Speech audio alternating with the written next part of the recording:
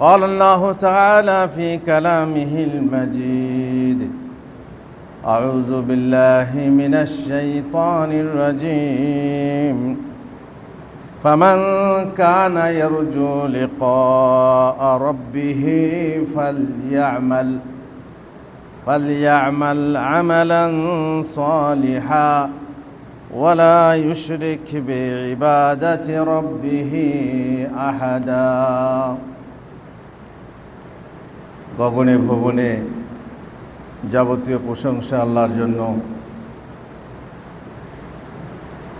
আজকে জুমার দিনের খুতবাতে গত এক সপ্তাহের আগে জের ধরে ইখলাস নিয়ে কিছু কথা সকলের উদ্দেশ্যে, তালেবে ইলম, যারা তালেবে ইলম নয় তাদের উদ্দেশ্যেও, মা বোনেদের উদ্দেশ্যেও। ইখলাস যদি আপনার কাজে থাকে, সেই কাজটা হয় খাঁটি কাজ, উন্নত কাজ, উন্নীত কাজ, এবং সেই কাজ হয় সমৃদ্ধ। যে কাজের ভিতরে আল্লাহর ইখলাস থাকে, খাঁটিত্ব থাকে, বিশুদ্ধতা থাকে, সেই কাজই আপনার খাঁটি কাজ, খাঁটি সোনা আর মানিকের খানিক ভালো। ওলামাদের কথায় আছে, নিয়তের ফলে একটা ছোট্ট কাজ বিশাল পরিমাণ বড় হয়, আর নিয়তের কারণেই, বদনিয়তের কারণেই বিশাল একটা বড় কাজ তুচ্ছ ছোট হয়ে যায়। আমাদের ছেলেরা পড়াশোনা করছে পরীক্ষা দেওয়ার জন্য। পরীক্ষা আর কিছু না, পরীক্ষা পড়াশোনার মান নির্ণয় করে। কে কোন ছেলেটা বেশি পড়ছে, ভালো পড়ছে, তার মানটাকে টেস্ট করে নেওয়া, দেখে নেওয়া যে কত দূর কীভাবে সে আগাতে পারবে, একটা আন্দাজ অনুমান করা। আর দ্বিতীয় উদ্দেশ্য হলো, যে পড়াগুলো পড়লো 6 মাস ধরে, সেই পড়াগুলো একটু রিভাইজ করে নেওয়া, পুরনো পড়ার পুনরালোচনা করা, যাতে করে সেই পড়া আবার ভবিষ্যতে মনে রাখতে পারে এবং আরও অগ্রসর হতে পারে। এই সময়ে ছেলেদের উচিত যে পরীক্ষা সে দেবে, যে বিষয়ের পরীক্ষা দেবে, যে শিক্ষার পরীক্ষা সে দেবে, সেই বিষয়কে সে যেন ভালোবাসে। কোনো কাজকে ভালোবাসতে না পারলে সে কাজ ভালো করে করা যায় না। হাই উঠবে, হাই উঠবে, কারণ সে কাজ তার পছন্দ নয়। গা চুলকাবে, মানে করতেই ইচ্ছা হবে না। কেন? সে কাজ তার পছন্দের কাজ নয়। এই জন্যে প্রথমেই তার ভিতরে মহাব্বত থাকতে হবে যে এই পড়া আমি পড়ছি, এটা শুধু পরীক্ষায় পাস করার জন্য না। এ তো ব্যাঙের মতো টপ করে পাস হয়ে যাব আর লাফিয়ে পাস উপরে চলে যাব, কিন্তু শিক্ষা যে জিনিস, সেই জিনিস যেন ভিতরে থাকে, তোমার জীবনে থাকে, তোমার ব্রেনে থাকে, তার জন্য সর্বাত্মক চেষ্টা করে রাখতে হবে তা যেন তোমার কাছ থেকে নষ্ট হয়ে না যায়। আর তার জন্য কি করতে হবে? নিয়তকে বিশুদ্ধ করতে হবে, ভালোবাসতে হবে, আর সেই সাথে সেই কাজের মধ্যে আল্লাহর সন্তুষ্টি কামনা করতে হবে। আগে তোমরা শুনেছ, ওয়াত্তাকুল্লাহ ওয়া ইউআল্লিমুকুমুল্লাহ, আল্লাহকে ভয় করো, আল্লাহর তাকওয়া আনয়ন করো, তাহলে আল্লাহ তোমাকে শিক্ষা দেবেন। আল্লাহ তাআলা শিক্ষা দেন, লেখো না তুমি, লেখাটা আল্লাহই শেখান। ফালিয়াকতুব কাতিবুম বাইনাহুম বিল আদলি ওয়া লিয়াকতুব কামা আল্লামাহুল্লাহ। ওস্তাদ শেখায় না লেখা, আল্লাহই শেখান। যেমন তুমি লিখছো, লেখাটাও আল্লাহ শেখান। লেখা পড়া আল্লাহর হাতে আছে। এই জন্যে আল্লাহ তাআলা সব থেকে জাননেওয়ালা নবীকেও বলছেন, মে নবী বলো, কুর রব্বি জিদনি ইলমা, তুমি বলো যে আমার ইলম বাড়িয়ে দাও আল্লাহ, যিনি সব থেকে জ্ঞানী। সুতরাং তুমি তো কোন ছাড়ের ছাড়, তুমি বলবে এবং আল্লাহর কাছে সাহায্য চাইবে। আর আল্লাহর কাছে খাঁটিত্ব বিশুদ্ধতা অন্তর নিয়ে যদি উপস্থিত না হতে পারো, তাহলে তোমার ইলম পরিপূর্ণরূপে আসবে না। রাসূলুল্লাহ সাল্লাল্লাহু আলাইহি সাল্লাম বলেছেন, এই উম্মতকে অভ্যুদয়, দেশসমূহে ক্ষমতা, স্থিতি, বিজয় লাভ এবং দিনের মধ্যে উচ্চ মর্যাদার সুসংবাদ দাও। বাশশির হাযিহিল উম্মাতা বিসসানাই ওয়াত তামকিনি ফিল বিলাদি ওয়ান নাসরি ওয়ার রিফআতি ফিদ্দিন।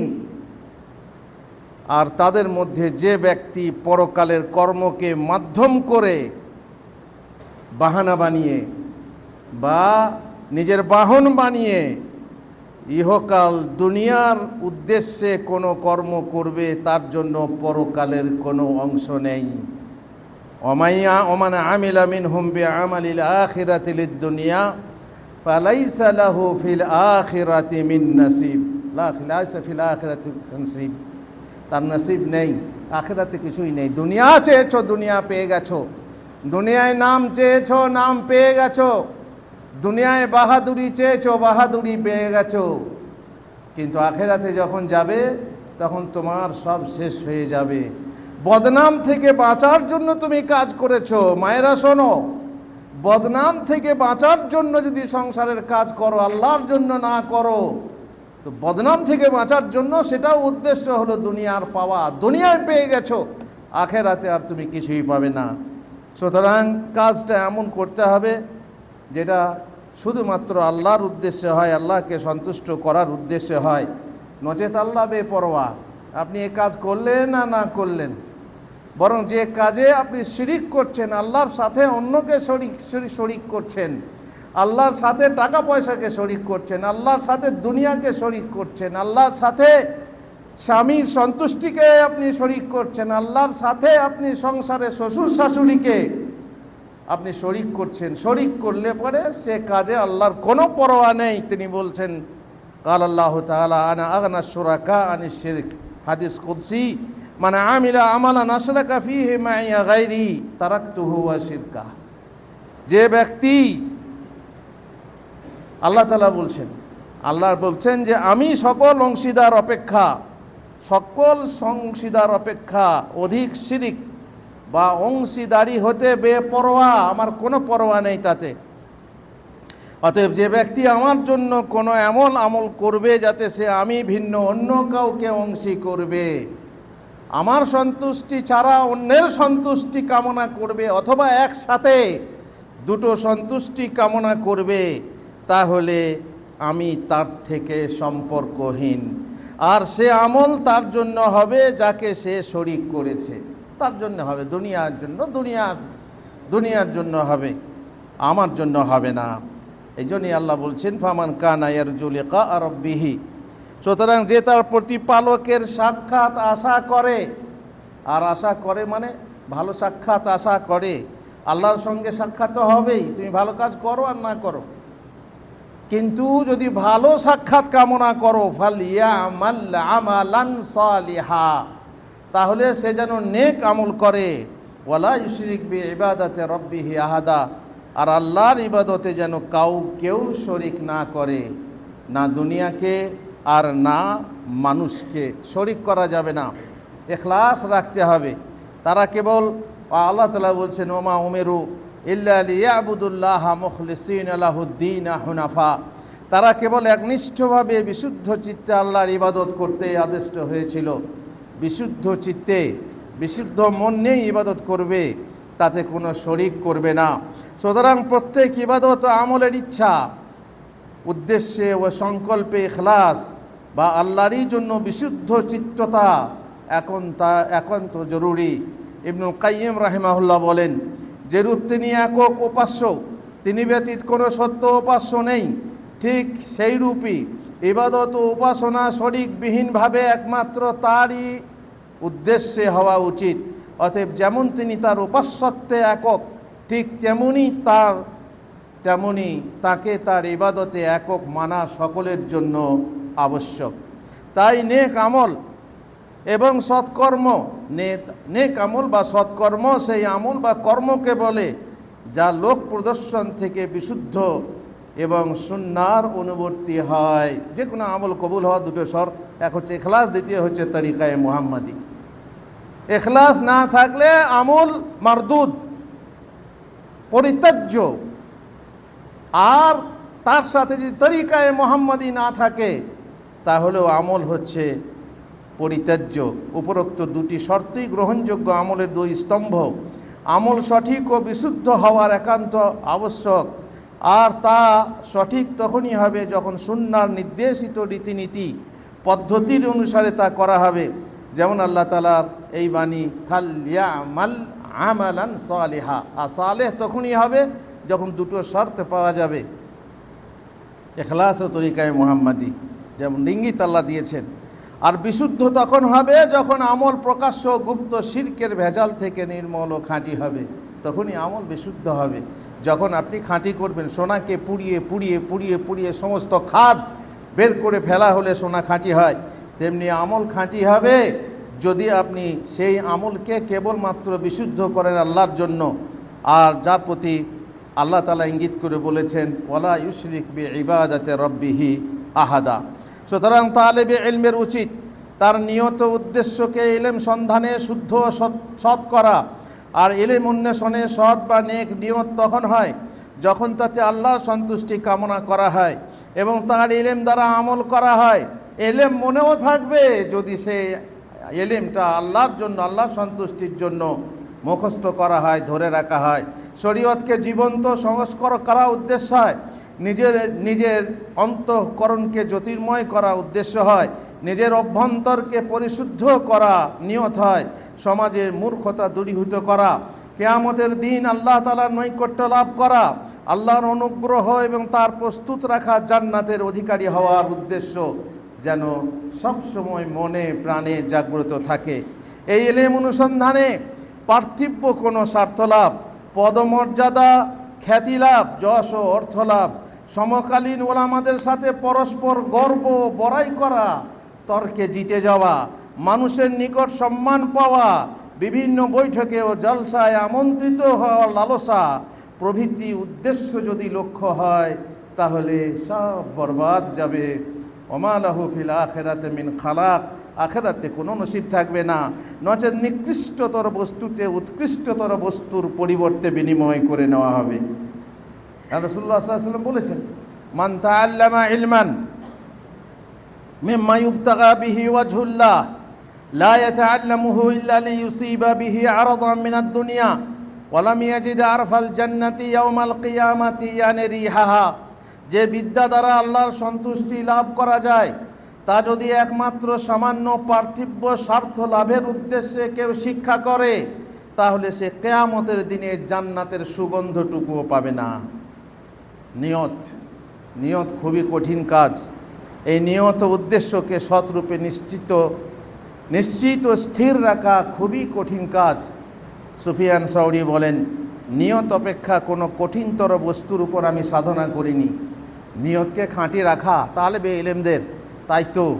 সব সময় মনের ভেতরে ঘুটঘুট করে কখন আমার চাকরি হবে, চাকরি হওয়ার পর বেতনটা কখন বাড়বে, তারপরে কখন ঘর হবে, কখন ঘরের টাইল হবে, কখন ঘরের কি বলে ওটা কার্পেট হবে, তারপরে আরও কত কি, গাড়ি কখন হবে, 2 চাকা আছে 4 চাকা কখন হবে, 4 চাকা আছে বড় ডাম্পার কখন হবে। মানুষের আশার শেষ নেই, মানুষের আকাঙ্ক্ষার কোনো শেষ নেই। সুতরাং এইভাবে নিয়তকে কঠিন রাখা, সুফিয়ান সাউরি বলছেন ভারী কঠিন। সাহলকে জিজ্ঞাসা করা হলো আত্মার উপর সবচেয়ে কঠিন বস্তু কি? বললেন ইখলাস। ইউসুফ বিন হুসাইন বলেন দুনিয়ার মধ্যে সর্বাপেক্ষা মূল্যবান বস্তু হচ্ছে ইখলাস। আমি আমার অন্তর থেকে রিয়া বা লোক প্রদর্শন দূর করার উপর কত প্রচেষ্টা ও যত্ন করি, তবুও তা যেন অন্য এক রঙে উদ্গত হয়। একটা দিক মুছে দিই, আবার এক রঙে এসে হাজির হয়ে যায়, যাতে ইখলাস আমার মন থেকে সরে যায়।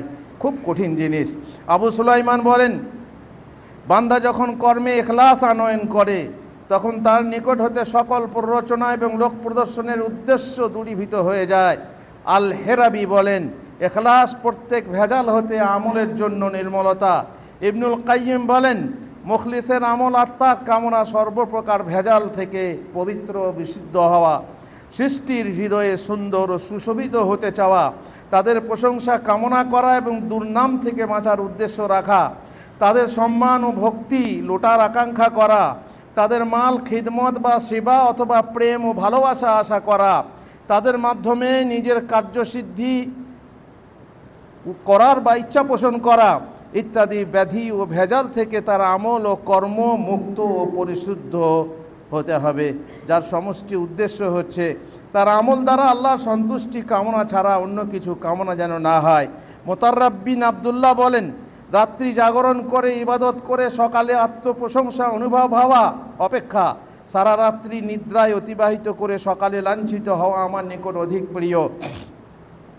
আবু ইউসুফ বলেন, হে আমার সম্প্রদায়, তোমরা তোমাদের আমল দ্বারা আল্লাহকে চাও, যেহেতু যখনই আমি কোনো মজলিসে বসে বিনীত হওয়ার উদ্দেশ্য রাখি তখনই আমি তাদের সর্বোপরি না হয়ে উঠি না, আর যখনই আমি কোনো মজলিসে বসে তাদের সর্বোপরি হওয়ার উদ্দেশ্য রাখি তখনই আমি অপমানিত হই। দেখবেন পরীক্ষা করে যে কোনো মজলিসে যাবেন আর নিজেকে মনে করবেন আমি সবার থেকে বড়, আমি সবার থেকে বড় আলেম, দেখবেন সেখানে আপনি কোনো না কোনো প্রকারে লাঞ্ছিত হবেন।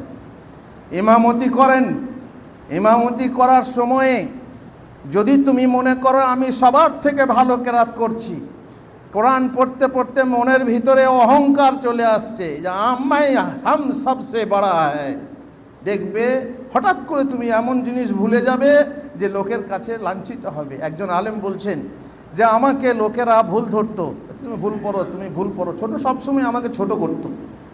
একদিন আল্লাহ তাআলা তাকে সূরা ফাতিহা ভুলিয়ে দিল, সূরা ফাতিহাতে ভুল করে বসলো। সূরা ফাতিহাতে ভুল হয়, কিন্তু সূরা ফাতিহাতে ভুল হয়ে গিয়ে আল্লাহ তাকে লাঞ্ছিত করলো। বড় হতে চাইলে আল্লাহ তাকে লাঞ্ছিত করবেন। এখন হাদিসে আছে যে কোনো জিনিস যখন বেশি বার বাড়ে আল্লাহ তাআলা তাকে মাথায় ঠাক লাঠি দিয়ে মাথায় ছোট করে দেন। বেশি বার বাড়া ঠিক না, অহংকার ঠিক না, মানুষের মাঝে যে আমি বড় হব সে গর্ব করা এইভাবে মোটেই ঠিক না। ইলম ও ইবাদত সমূহে অন্যতম ইবাদত, তাই উদ্দেশ্য বা নিয়ত বিশুদ্ধ সৎ হলে তা গ্রহণ করা হয়, পবিত্র করা হয় এবং তার প্রাচুর্য বৃদ্ধি পায়। আর যদি তার দ্বারা আল্লাহর সন্তুষ্টি বিধান ব্যতীত অন্য কিছু উদ্দেশ্য হয় তাহলে তা বিফল হয়, নষ্ট হয়ে যায় এবং তার ব্যবসা ক্ষতিগ্রস্ত হয়। সম্ভবত অন্যান্য উদ্দেশ্য সফল বা পূরণ হয় না, তার ফলে তার উদ্দেশ্যই ব্যর্থ এবং প্রচেষ্টা নিষ্ফল হয়ে যায়। তালবে ইলমরা, তোমরা সাবধান হও, পরীক্ষা এসে যাচ্ছে। তোমাদের উদ্দেশ্যেই মোটের উপরে কথা যে তোমাদের মধ্যে যদি ইখলাস না থাকে, তোমাদের মধ্যে যদি পড়াশোনার ভালোবাসা না থাকে তাহলে পার পাবে না।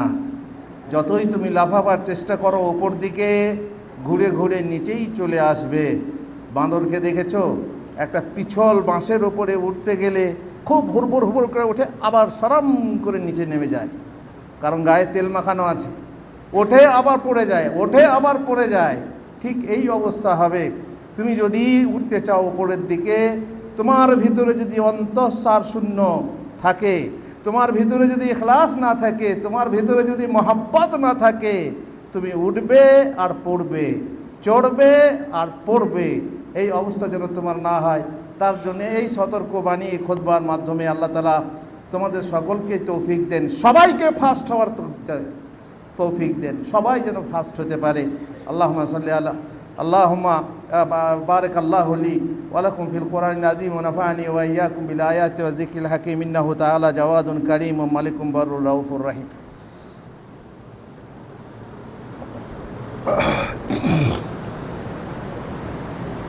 আলহামদুলিল্লাহ ওয়াসসালাতু ওয়াসসালামু আলা রাসূলিল্লাহ ওয়া আলা আলিহি ওয়া সাহবিহি আজমাইন। ছেলেদেরকে বলি, পরীক্ষার সময় এসেছে, পড়ার সময় এসেছে, খেলার সময় শেষ হয়ে গেছে। এখন তোমাদের খেলা হলো পড়া খেলা।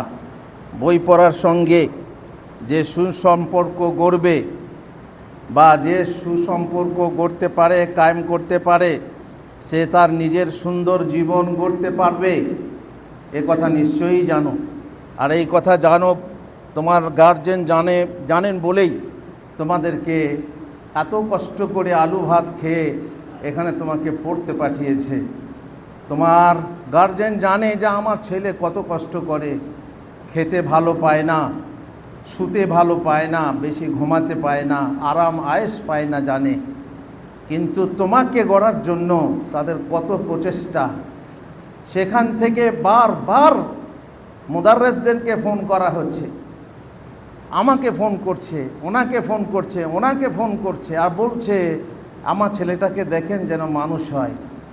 কিন্তু হলে কি হয়, বরাঙ্গীর জন্য করলে কি হবে, বরাঙ্গী আছে নিজের কাজে ব্যস্ত, ছেলে নিজেই প্রচেষ্টা নেই, তার নিজেরই খেয়াল নেই, সে আমরা অন্য কিছুতে ব্যস্ত আছে, অন্য কিছুতে মস্ত আছে, মোবাইল নিয়ে ব্যস্ত আছে।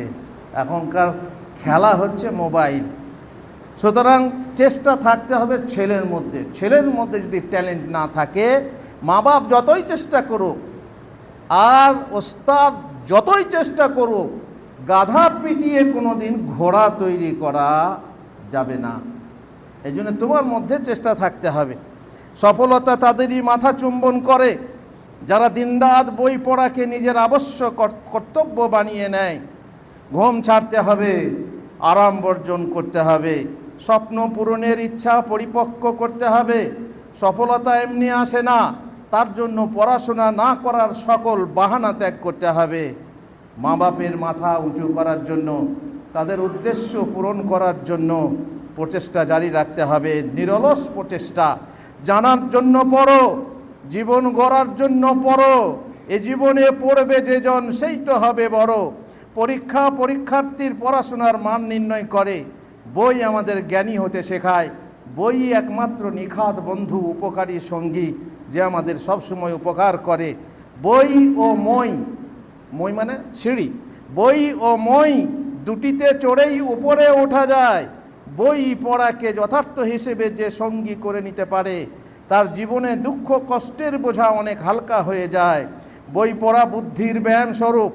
ব্যায়াম যেমন শরীর স্বাস্থ্য সুস্থ রাখে, বই পড়াও তেমনি ব্রেনকে সক্রিয় করে তোলে। বই পড়ার অভ্যেস নেই আর পড়তে জানে না এমন দুইজন লোকের মধ্যে কোনো পার্থক্য নেই। একজন জাহেল আর একজন আলেম। যে পড়তে মন, তার পড়াতে মন বসে না, তালেবে এলেম, তো সে আর রাখাল যে গরু চড়াচ্ছে লাইন ধারে, সবই সমান। পড়াশোনাকে ভালোবাসো, এখলাস আনো, মনকে স্থির করো, মন দিয়ে বই পড়ো, তবেই হবে সবার বড়। পড়ার সময় এলো, পড়া খেলো, অন্য খেলা ছেড়ে এবার পড়াতে মন ঢালো। বই পড়ে কিন্তু যে নাহি দেয় মন, কেমনে সেজন পাবে, কেমনে সেজন বলো পাবে জ্ঞান ধন। প্রদীপে না দিয়ে তেল বাতি যদি জ্বালো, কখনো কি সে প্রদীপ দিয়ে থাকে আলো? মোটেই না। মন দিতে হবে, মনের এখলাস থাকতে হবে, মনের মহব্বত থাকতে হবে পড়ার প্রতি।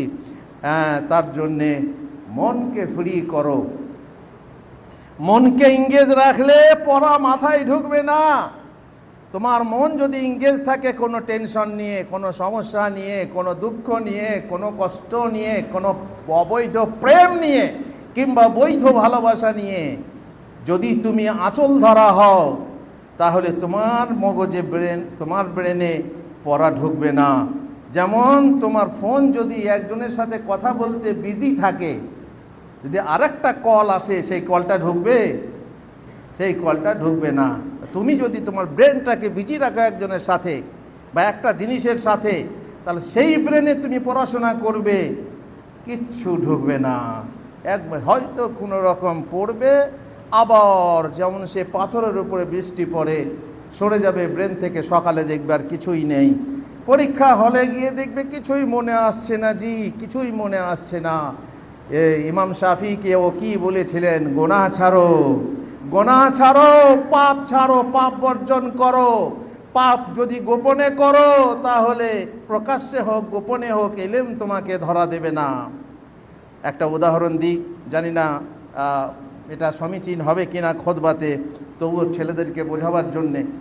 একজন ছেলে, শিক্ষিত ছেলে, বিদেশে পড়তে গিয়েছে, পড়তে গিয়ে সে নিজের স্ত্রীকে, এটা হারাম বৈধ অবৈধ প্রেম বলছি না, অবৈধ প্রেম হলে তো আরও অধঃপতন হবে, কিন্তু নিজের স্ত্রীকে, হালাল স্ত্রীকে লিখছে যে প্রিয় বউ, ইতিহাসে তুমি আমার রানী, ভূগোলে তুমি আমার পৃথিবী, বিজ্ঞানে তুমি আমার অক্সিজেন, অঙ্কে তুমি আমার সমাধান, তোমাকে বিয়ে করে বরবাদ হয়েছে, এটাই তার প্রমাণ।